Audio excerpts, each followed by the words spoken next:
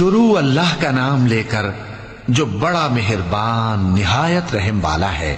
جو لوگ کافر ہیں یعنی اہل کتاب اور مشرک، وہ کفر سے باز رہنے والے نہ تھے یہاں تک کہ ان کے پاس کھلی دلیل آ جائے، یعنی اللہ کا ایک پیغمبر جو پاک اوراق پڑھ کر سناتا ہے جن میں مستحکم آیتیں لکھی ہوئی ہیں، اور اہل کتاب جو فرقوں میں بٹے ہیں تو دلیل واضح کے آنے کے بعد ہی بٹے ہیں، حالانکہ ان کو حکم تو یہی ہوا تھا کہ اللہ کی عبادت کریں، اطاعت کو اسی کے لیے خالص کرتے ہوئے یکسو ہو کر، اور نماز قائم کریں اور زکوٰۃ دیں، اور یہی مضبوط اصولوں والا دین ہے۔ جو لوگ کافر ہیں یعنی اہل کتاب اور مشرک، وہ دوزخ کی آگ میں پڑیں گے اور ہمیشہ اسی میں رہیں گے۔